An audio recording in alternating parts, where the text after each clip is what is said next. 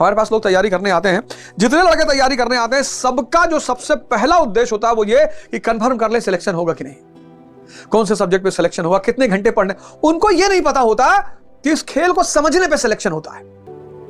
अब इकोनॉमिक्स से किसी का हो गया, सब इकोनॉमिक्स लेने लगे। कंपटीशन, प्रतिस्पर्धा और युद्ध सिर्फ दो चीजों से जीता जाता है, एक समझ से, एक साथ से। साथ किसका? परमात्मा का। परमात्मा अगर साथ आपके पास है, आपको सत्संग दिला देगा, अच्छे मित्र दिला देगा, अच्छी किताबें दिला देगा, अच्छी राय, वो सब होता चला जाएगा, आपको पता नहीं चलेगा, वो सब होता चला जाएगा और अंततः आप सेलेक्ट हो जाएंगे। समझ और साथ, ये दुनिया में अच्छा जीवन जीने के दो स्तंभ हैं। तो कह रहा है अर्जुन कि भोग मिलेगा यह निश्चित नहीं, यह भी हम नहीं जानते कि हमारे लिए क्या करना श्रेष्ठकर है, क्योंकि जो कुछ हमने कहा वह अज्ञान प्रमाणित होता है। कहता कुछ पता ही नहीं क्या करना है, क्या नहीं करना है, क्योंकि हम तो ठहरे अज्ञानी। यह भी ज्ञात नहीं कि हम जीतेंगे अथवा वे ही जीतेंगे।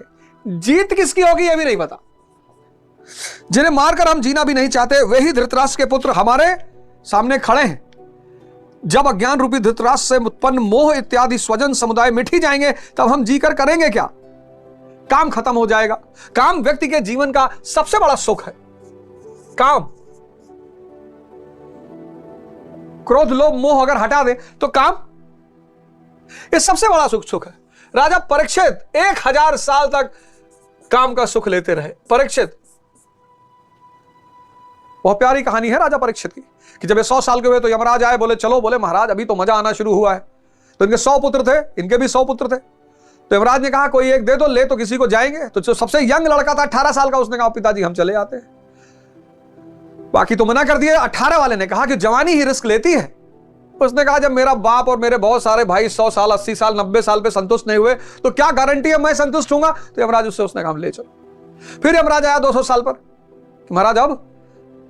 ऐसे 10 बार यमराज आता रहा और इनके एक लड़के को लेके जाता रहा। जब ये परीक्षित 1000 साल के हुए और यमराज आया, तब परीक्षित मुस्कुराए, बोले चलो यार। बोले क्या हुआ महाराज? अरे बोले एक बात तो स्पष्ट हो गई कि ये मन और इंद्रियां कभी नहीं भरेंगी। मिथक है लेकिन बहुत बड़ा संदेश दे रही है। मिथक है। पेज 3 मूवी देखा होगा, पेज 3, उसमें रेड पड़ती है, अमीर, बड़े बड़े अमीर छोटे छोटे बच्चों के साथ सेक्स कर रहे होते हैं, छोटे छोटे बच्चों के साथ। अब 50 साल के आदमी और 9 साल का बच्चा, सर इमेजिन करके देखो। पेज 3 मूवी का सीन है। पेज 3 मूवी बड़ी प्यारी मूवी बनी थी। हमारे देश में अच्छी अच्छी मूवियों को स्वीकार नहीं करते। वो बड़ा आज के बदलते हुए समाज पर बड़ा अच्छा कटाक्ष किया था, कैसे पुरुष समलैंगिक होता जा रहा है। मानी सी बात है, स्त्री के साथ रहने के लिए शक्ति चाहिए, परमात्मा बनना पड़ेगा। पहले स्त्रियां पति को परमेश्वर कहती थी ना, पति परमेश्वर। तो जो स्त्री से सृजन कराए वो पति, और जो अपनी शक्ति के द्वारा स्त्री को जागृत कर दे वो परमेश्वर। पति परमेश्वर। अब शक्ति है ही नहीं, गोली चल गई, स्त्री के पीछे जाके छिप गए। इतनी शक्ति नहीं कि सृजन करवा दें, तो कहां पति परमेश्वर मान ले वो? और क्यों मान ले?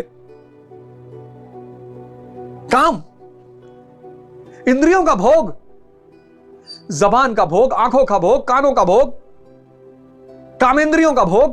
वो कह रहा है जब यही सब खत्म हो जाएगा तब चाहे जो कुछ मिले फायदा क्या? अगर जीवन से काम खत्म हो जाए, मनुष्य ने जो सबसे बड़ा आनंद जाना वो काम, यानी इंद्रिय भोग, यह मनुष्य ने सबसे बड़ा आनंद जाना है जहां तक उसकी पहुंच है। तो कौन सी इंद्री? काम। पब्लिक एड से हो गया, सब पब्लिक एड लेने लगे। कोई कह रहा 12 घंटा पढ़ रहे हो, 12 घंटा पढ़ने लगे।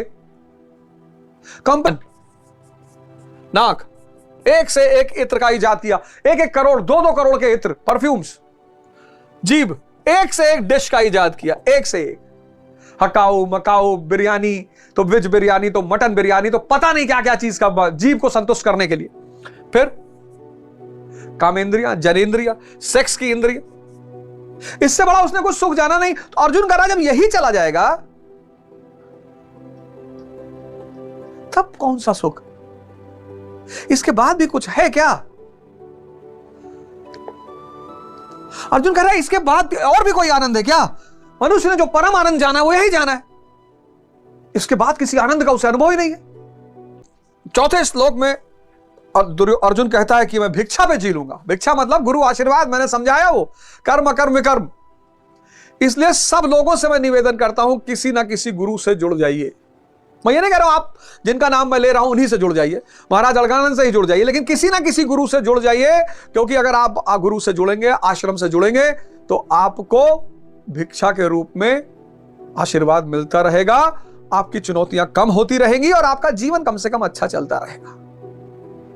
वो लाइन है ना भजन की कि तुम दाता हो, हम हैं भिखारी। तो अर्जुन कह रहा है कि साहब इतना मारकाट कौन मचाए, इतना ध्यान साधना तपस्या ये सब गुरुदेव ना हो पाएगा। वो भी तब जब पता नहीं कि अगली तरफ क्या है, वो भी तब जब पता नहीं कि क्या मिलेगा, क्या होगा, अगले संसार के बारे में कुछ पता नहीं, उपलब्धि के बारे में कुछ पता ही नहीं। इतनी मेहनत करें, इतना श्रम करें, इतना श्रम करें और उपलब्धि के बारे में कुछ पता नहीं। अर्जुन कह रहा है उपलब्धि के बारे में कुछ पता ही नहीं, कुछ उधर के बारे में देखा ही नहीं, कुछ सुना बहुत है, तुम्हारा नाम सुना है, पता नहीं मालूम। तो महाराज हम भिक्षा पे जीवन जी लेंगे।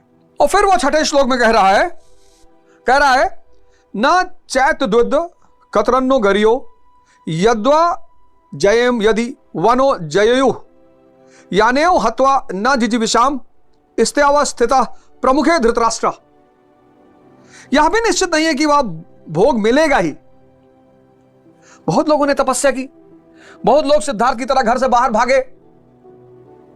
एक तो उपलब्धि के बारे में कुछ पता नहीं, ऊपर से निश्चित नहीं, उस उपलब्धि के बारे में पता नहीं। और मनुष्य हर चीज को निश्चित कर लेना चाहता है, मिलेगा कि नहीं मिलेगा। अगर उसको पता है, अगर उसको हल्का सा भी एहसास हो जाए कि भैया बहुत मेहनत करने पे भी बहुत लोगों को नहीं मिलता,